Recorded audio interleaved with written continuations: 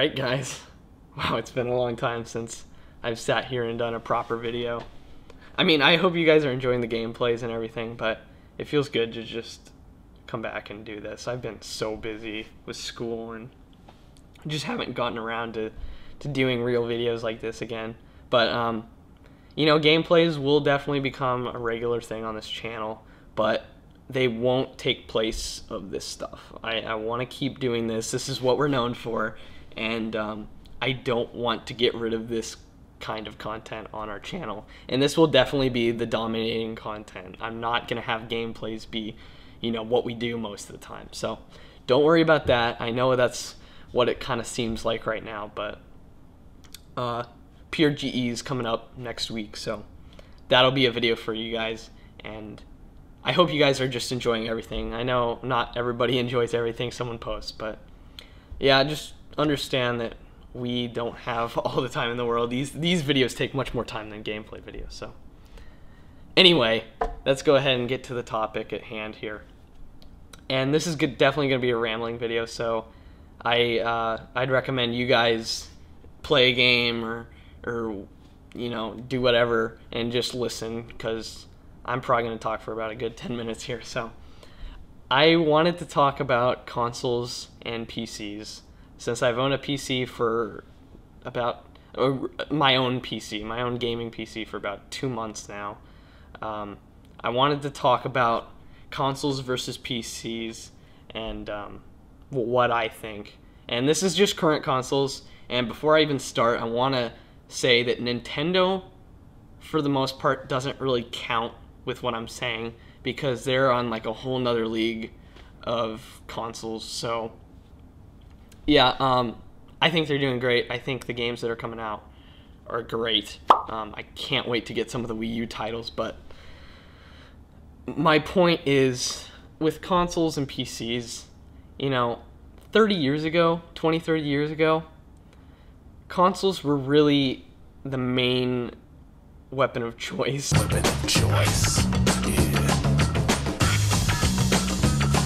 And what I mean by that is, you know, during the days of the NES, Genesis, Super Nintendo, yeah, it was mostly kids playing it, but really not that many people played PC games. And I know there's a bunch of you out there that did, but there's the vast majority that played games on consoles.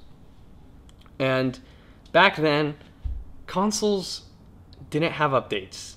You know, you just you bought the game, you put it in the system, and you just played it. And there was no updates, no hassles, nothing. It took barely any time to set up. And really, I think that's what made consoles great, is the ease of use, the instant gratification of being able to come home with a game, put it in, play it right away. And we've sort of lost that. And I think that's the main problem with consoles. Wow, voice crack. With consoles these days. And it's kind of a bummer.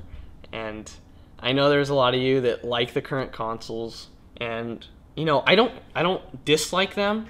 It's just I'm having problems enjoying them as much as I thought I would. And to give you guys an example, here's one. I got Dead Rising 3 first day the Xbox One came out. And by the way, guys, I was super psyched for the Xbox One.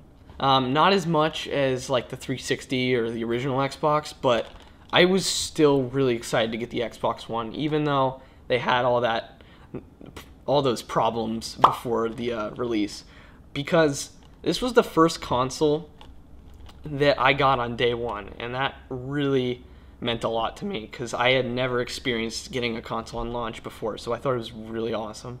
And the perfect game to get with the Xbox One on launch was Dead Rising 3, and I loved this game. I played it for about 2 weeks, I think. I beat it within 2 weeks. I only played it for maybe 4 different sessions, I think, and I beat the whole game. It did take a while. I mean, I make it sound like, oh, only 4 sessions, it's a short game, but no. Those sessions were a couple hours long each, at least. I think one of them was like an entire day. So I think this is a great game, and why I bring this up is because with the current consoles these days, 99% of the games you can get on them are also on computers, and that never used to be the case. Going back to Genesis and Super Nintendo, most of the games that were on consoles were, they were arcade ports, and, a lot of them actually were made specifically for the consoles, and, it seemed like consoles and PC games were kind of each in a league of their own, and you got completely different experiences playing on PC versus console. And really, I think consoles meant a lot more at that time. And, when it comes to these days, we have 3D graphics cards that we can get for our computers. Just plug them in and play games like Dead Rising 3. In fact, this is why I brought this game up. It's on Steam. It's going to be released on computer. So, to have a console and to barely have any exclusives, especially at a time where PCs are becoming so much easier to use, so much easier to upgrade, and run games at this point better than consoles, which is really sad.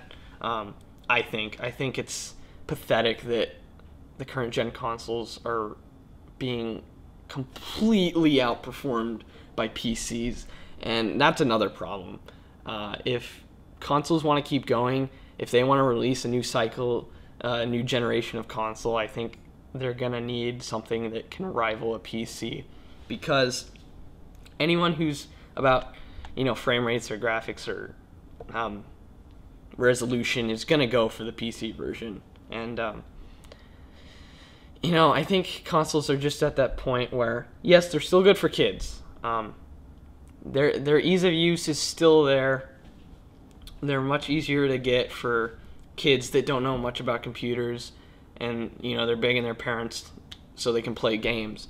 And I think consoles, I don't want to say they're going to die, but they're definitely still going to be around, because there's going to be those people that don't really know how to use a computer. They don't really want to know how to play computer games, or they don't have the money to invest in a gaming computer that'll run games pretty well. And it's still easier. I think the problem is it's just less easy than it was. It's a lot less easy than it was. There are a lot less benefits to playing on a console over PC, and I think those benefits are what made consoles great. And now that they're gone, there's not a whole lot there to take advantage of. In fact, I got the Xbox One, and for the past couple weeks, it's mainly been only used as a Blu-ray and Netflix machine. So it's sad, I know. And part of that, of course, is that I got my new PC. So that's, it's hard to be completely unbiased here, but I think logically it makes a lot more sense to go for a gaming PC at this point and skip getting a new console. And it's not for everyone. It's definitely not for everyone. You got to do research. You got to really know what you're doing to get a gaming PC that's right for you. But I think in the long run, it pays off a lot better. And you can play almost all these games, on PC.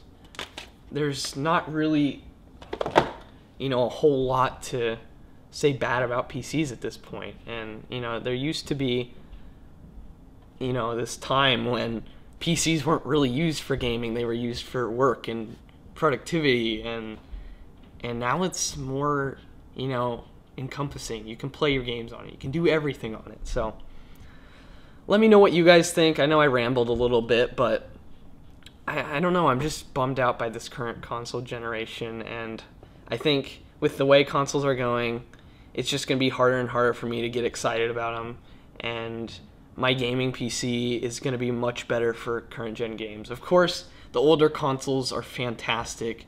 Most of those games, like I said, you can't get on PCs, and those are really the consoles that I'm going to remember.